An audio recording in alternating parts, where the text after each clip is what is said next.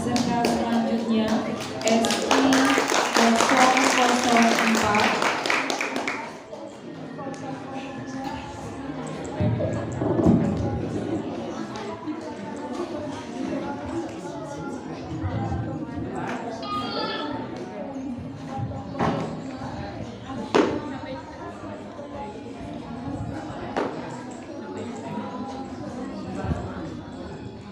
Bismillahirrahmanirrahim. Assalamualaikum warahmatullahi wabarakatuh.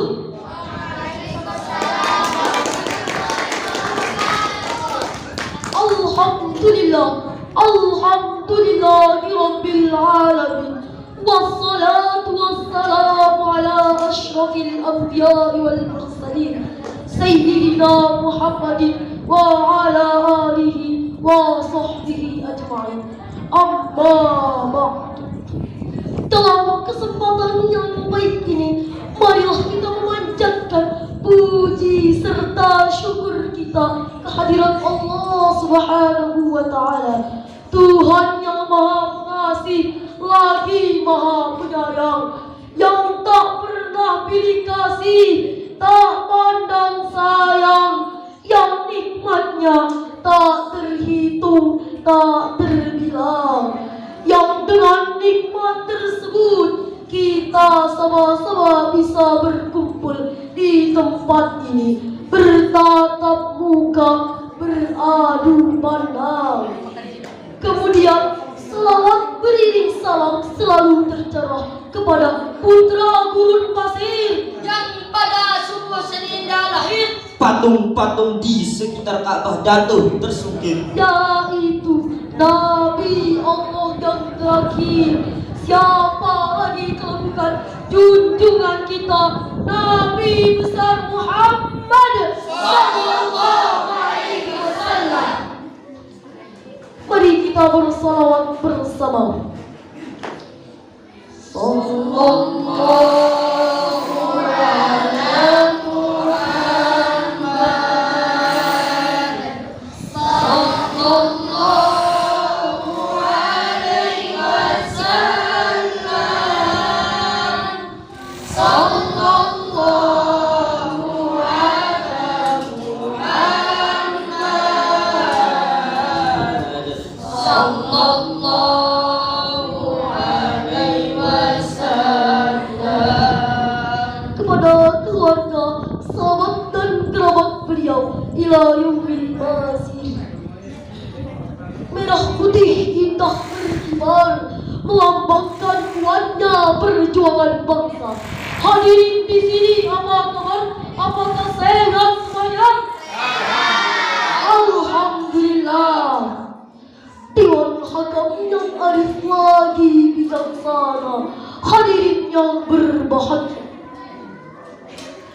Abu A'la Al-Maududi dalam bukunya The Prophet of Islam mengatakan is the only one example. Rasul sallallahu alaihi wasallam merupakan contoh yang paling lengkap. Dalam dirinya terdapat kebesaran dan kemuliaan sifat manusia. Kebesaran dan keberhasilan beliau dalam memimpin negara telah tercatat dengan indah dan rapi dalam sejarah peradaban manusia. Sehingga wajar kehebatan beliau diabadikan oleh Michael Hart dalam bukunya The 100 Ranking of the Most Influential Person in History. 100 orang yang sangat berperan dalam sejarah. Dia menempatkan Nabi Muhammad pada ranking yang pertama. Allah Akbar, Allah Akbar, Allah Akbar.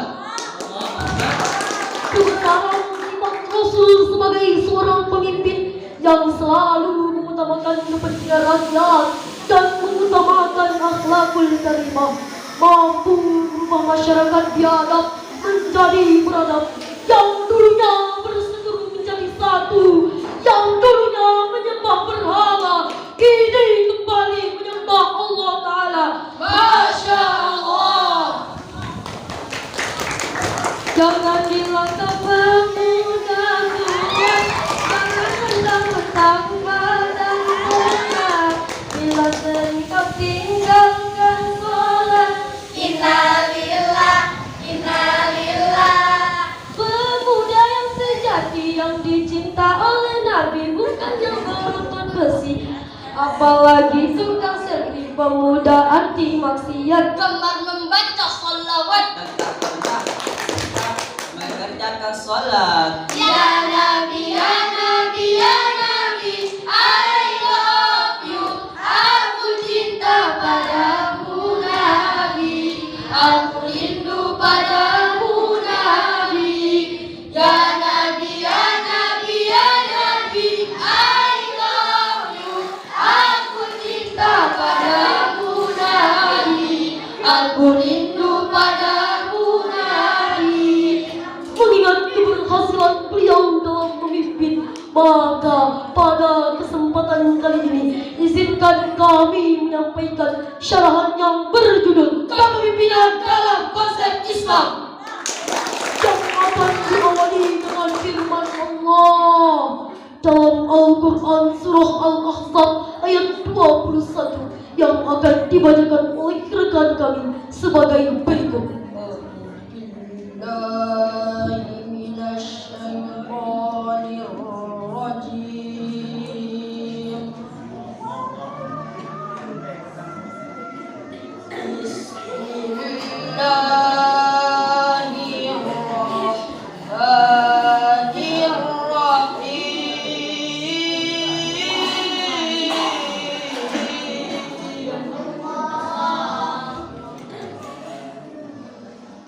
لقد كان لكم في رسول الله أسوة حسنة.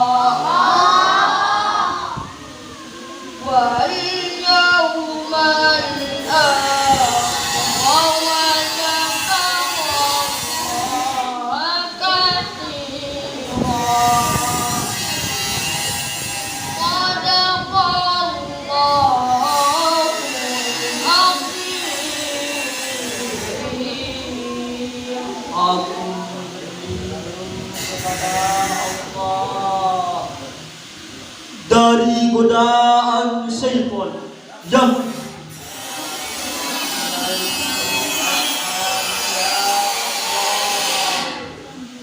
maha pengasih dan maha penyayang. Sesungguhnya telah ada padanya suri tauladan baik bagimu, baik orang yang mengharapkan rahmat Allah dan kedatangan hari kiamat, dan dia banyak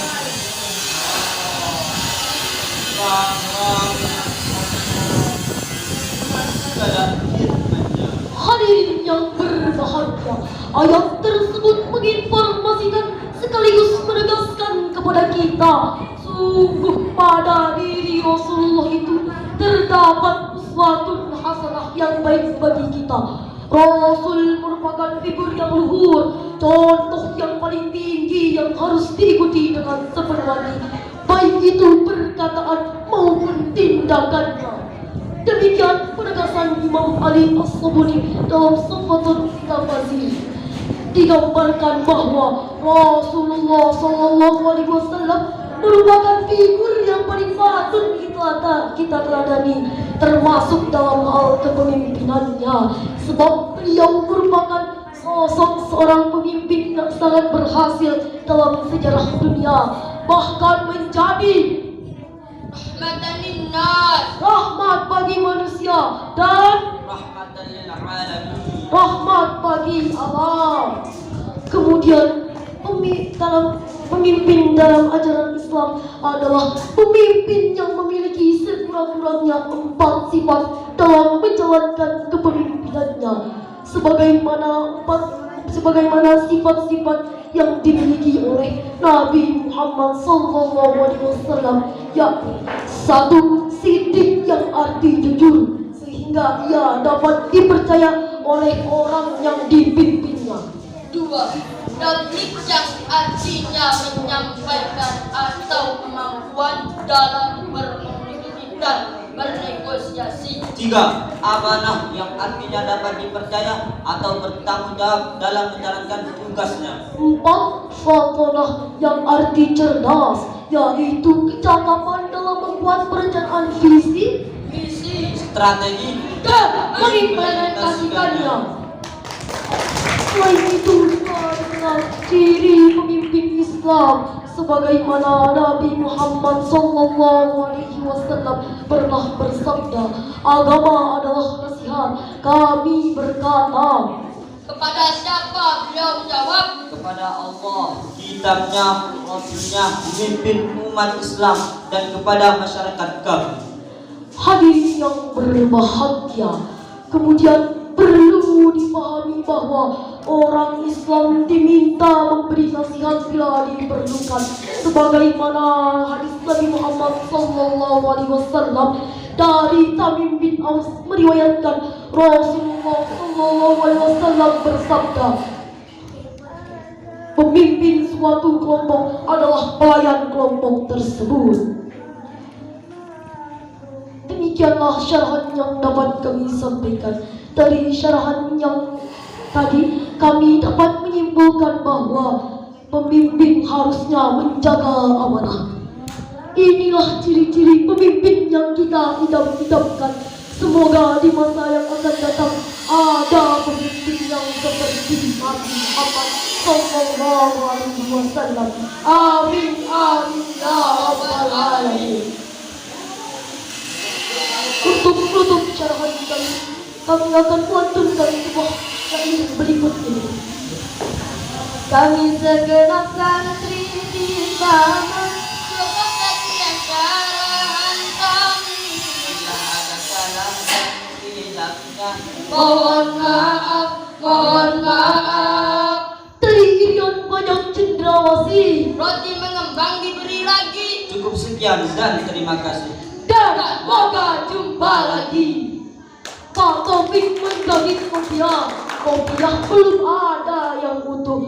Wabillahi taufik wal hidayah, waridwana wal hinayah. Wassalamualaikum warahmatullahi wabarakatuh.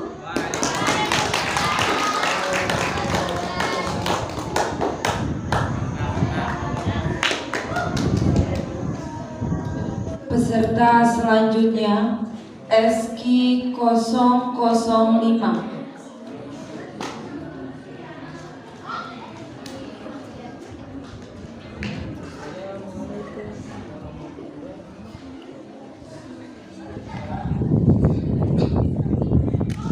Rahman. Bismillahirrahmanirrahim. Assalamualaikum warahmatullahi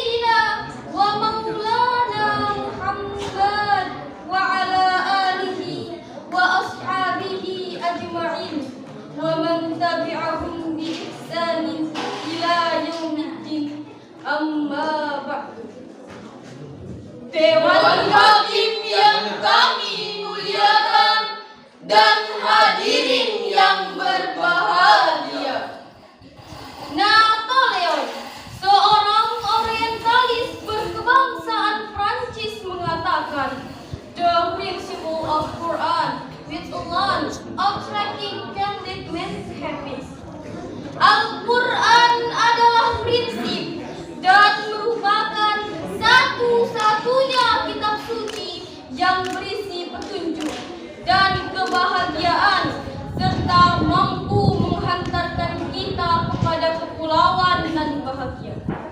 Ungkapan tersebut hadirin mengisyaratkan kepada kita bahwa Al-Quran laksana lampu penerang hati dalam menembus lika-liku perjuangan yang panjang membentang.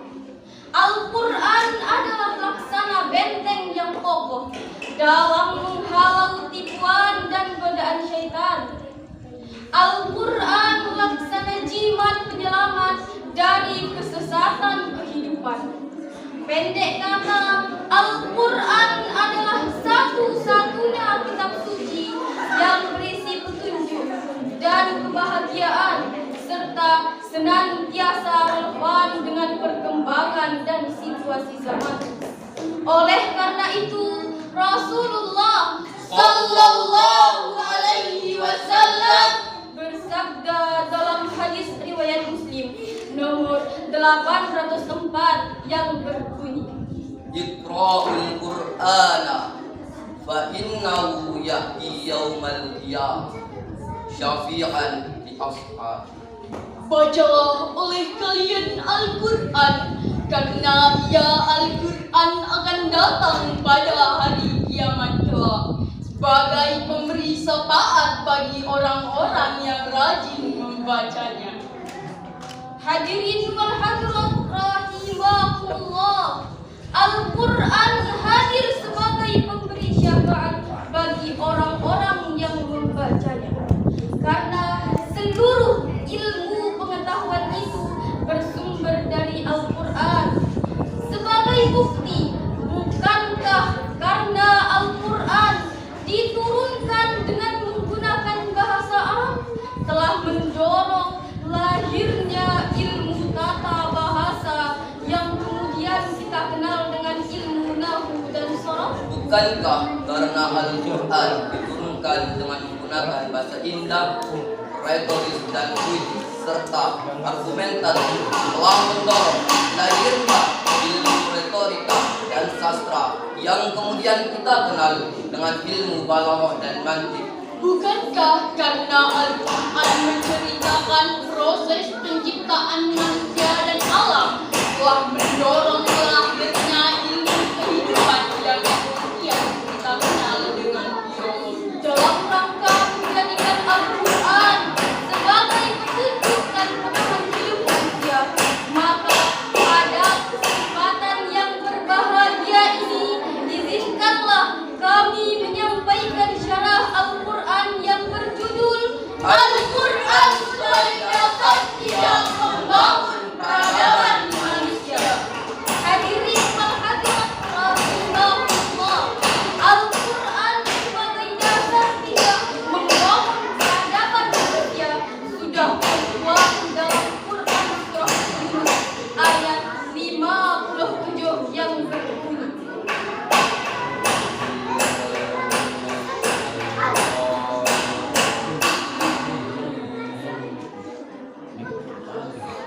Bismillahirrahmanirrahim.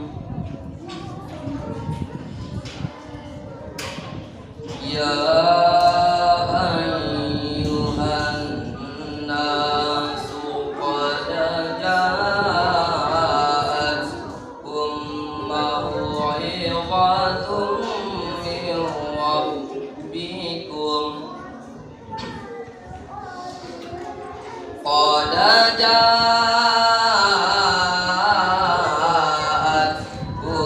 maw'izatun min rabbikum wa shifaa'un lima fis sudur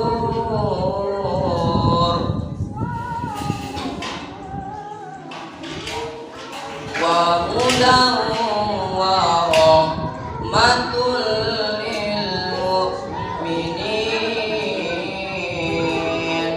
aku berlindung pada Allah dari godaan setan yang terkutuk dengan menyebut nama Allah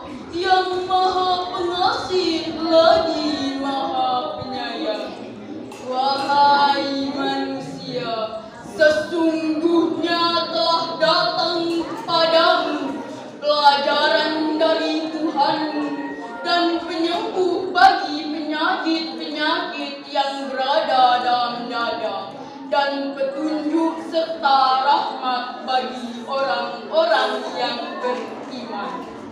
Hadirin wal hadirat rahimahumullah, ayat tersebut dalam ilmu balaghah termasuk kalamun khabari atau indari yang menginformasikan sekaligus menegaskan bahwa sungguh telah datang kepada manusia Al-Quran yang memberikan petunjuk kepada jalan yang lurus dan mengeluarkan manusia dari kegelapan. Lalu, apakah fungsi dan peran Al-Quran dalam membangun peradaban manusia? Ayat tersebut sebagaimana ditafsirkan oleh Imam Ali As-Sabuni dalam kitabnya Safwatut Tafasir menjelaskan ada 4 fungsi diturunkannya Al-Quran, yaitu fungsi yang pertama, mau'izatum min rabbikum ay mau'izatum min khaliqikum. Al-Quran sebagai pelajaran dari Tuhan yang Maha Pengajar. Berkaitan dengan hal tersebut, Imam Al-Ghazali dalam Jawahir Al-Quran mengatakan, seluruh cabang ilmu pengetahuan, baik yang datang terdahulu maupun kemudian, baik yang telah diketahui maupun yang belum diketahui, semuanya bersumber dari Al-Quranul Karim. Fungsi yang kedua, Shifaa'ul lima fis sudur ayyasfi ma fiha minasyirki wasyaki wal jahli. Al-Quran sebagai obat penyakit batin seperti penyakit syirik, ragu, dan bodoh. Kenapa Al-Quran berfungsi sebagai obat penyakit batin, bukan penyakit zahir? Jawabannya hadirin, penyakit zahir memang berbahaya jika tidak diobati, tapi jauh lebih berbahaya jika kita punya penyakit tapi tidak diobati. Betul hadirin? Betul. Dengan demikian, penyakit asma, jantung, tumor memang berbahaya dan dapat merusak tubuh manusia. Tapi penyakit sombong, iri hati, dengki, frustasi, korupsi menghalalkan segala cara untuk mendapatkan jabatan dan popularitas diri. Jauh lebih berbahaya dan dapat merusak tatanan hidup masyarakat dan bangsa. Fungsi yang ketiga, hudan ay hidayatin minal dhalal. Al-Quran berfungsi sebagai petunjuk bagi manusia dari kesesatan. Al-Quran diturunkan Allah untuk memberikan petunjuk pada manusia, membimbing dan membawanya pada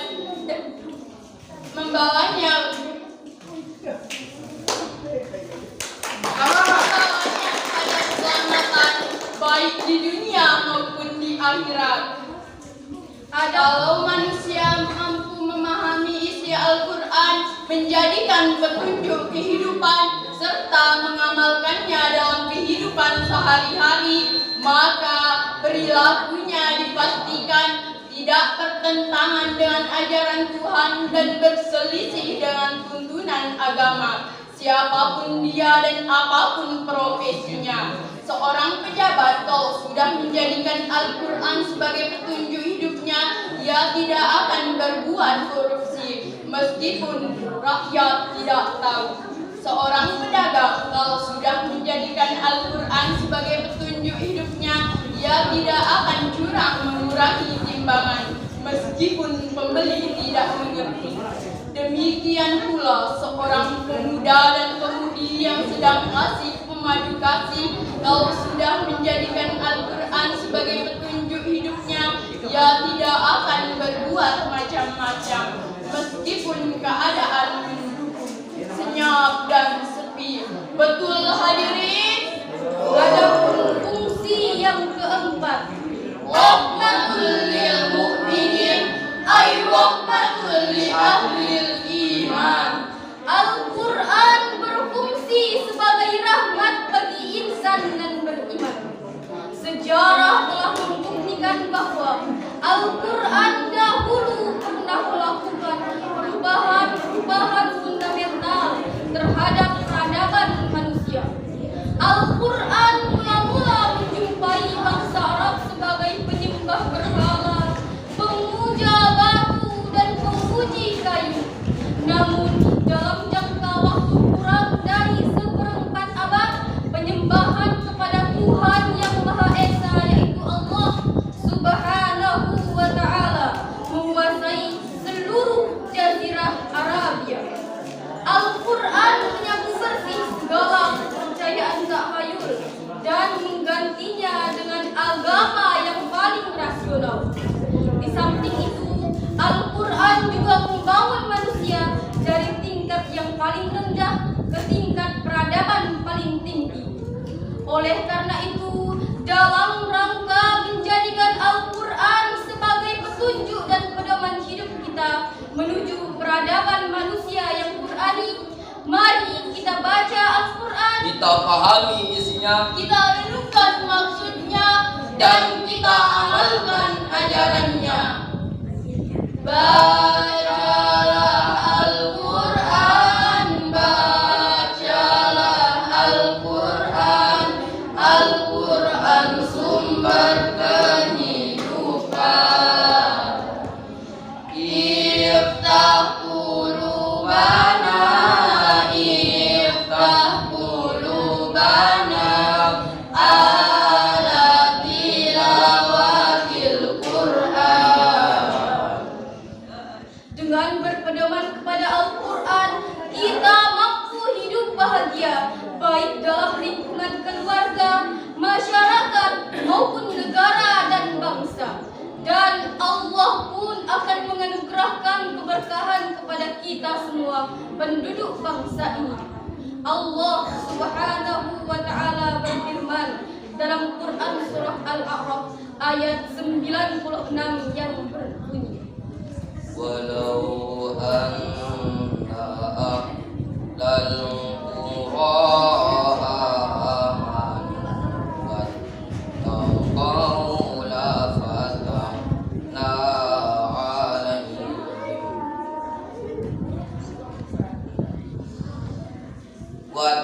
wattaqau la fatahna alaihim barakatim minas samai wal ardh walakin kadzabu fa'akhadnahum bima kanu yaksibun. Jika sekiranya penduduk negeri-negeri beriman dan bertakwa, pastilah kami akan melimpahkan berkah dari langit dan bumi. Tetapi mereka mendustakan ayat-ayat kami itu, maka kami siksa mereka disebabkan perbuatannya. itulah yang dapat kami sampaikan. Mohon maaf. Atas segala kekurangan dan kesalahan. Wassalamualaikum warahmatullahi wabarakatuh.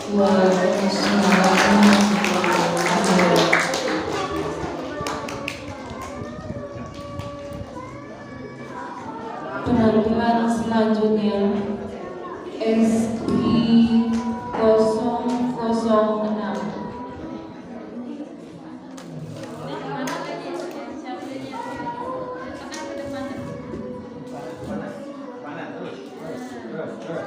Jarak sama ini. Bismillah, Bismillah, in the names of Allah. Bismillah, Bismillah, in the names of Allah. Bismillah, Bismillah, dengan menyebut nama Allah. Bismillah, Bismillah, dengan menyebut nama Allah. Hai penonton, kalau pramuka punya salam pramuka, kalau supporter Aremania punya salam 1-2, kalau kami punya